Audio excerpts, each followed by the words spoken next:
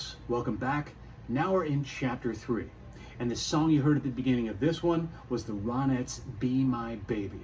And what's unique about this one is specifically the production and the producer himself, Phil Spector, and his wall of sound, which you will be reading about. And he's influenced plenty of people during this period up into the 1960s, specifically Brian Wilson of the Beach Boys, which we'll see, all the way to the Beatles. Now, when it comes to this era, let's look at what we're leading up to into the late 50s into the early 60s. So a recap. Remember that combination of country hillbilly music and blues R&B. We heard Johnny B. Goode before, and of course in 55, the epicenter of this occurrence, of this new wave of rock and roll becoming the popular music of the teenage generation, Elvis Presley. And that's Sam Phillips at his recording studio, Sun Records in Memphis. Right? And remember, if you've seen that recording, if you've listened to it already, that A and B side, remember, there were no albums yet, everything was just done in singles. Albums, or LPs, long plays, were done for classical music. No one thought of that album format yet, right? So you had two sides. This first side was his version of Arthur Crudup's That's All Right, right? And Bill Monroe's Blue Moon of Kentucky. So you literally have blues on one side and hillbilly on the other. That shows the perfect blend that he used to do, and many artists are combining at this period.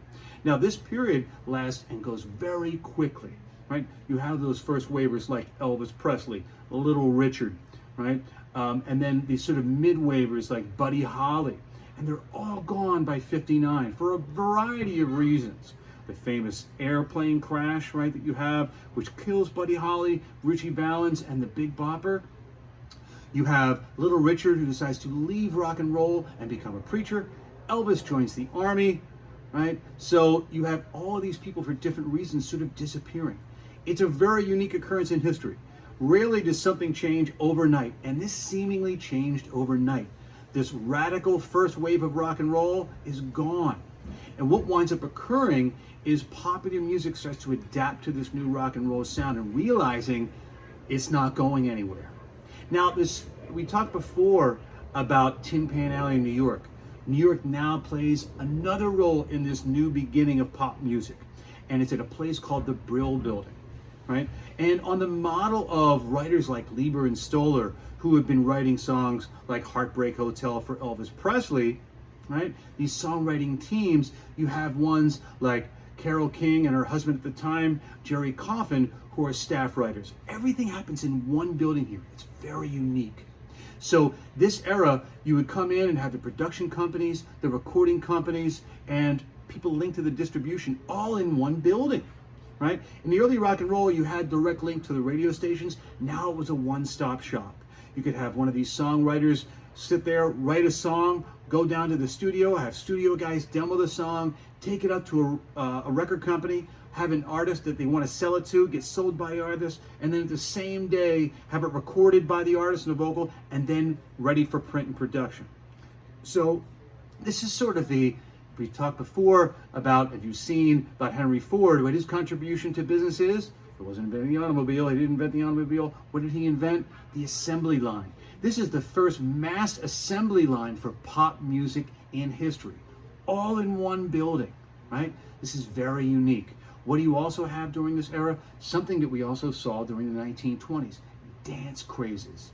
Guys like Chubby Checker out of Philadelphia with things like The Twist, and then songs like The Peppermint Twist, Let's Twist Again Like We Did Last Summer. And what's unique about these is this is sort of a new conservative generation. There's no touching the dancing, there's none of that. Everything is, do the twist, you're there, I'm here. It made parents very happy. We're also going to see this sort of generation, which is happening in the 1950s, which is that sort of whiteification of rock and roll music and trying to make it more palatable to white middle class parents, right? So be on the lookout for these types of recordings and artists.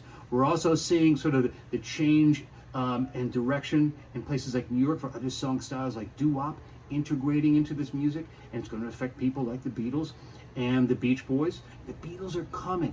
So in the beginning of the 1960s is a completely different sound. It's a very produced sound, a producer-driven sound, right? This is the first time in history we have it like this, because now we have record producing, the technology to make that happen. Groups like the Ronettes that are put together, that are formed with a production purpose. We're going to see that through every decade, right? The 80s and 90s boy bands up to any of the pop dance artists and groups that you see today. Producer-driven pop music. Okay? All right. You guys take care. I'll see you in the next one.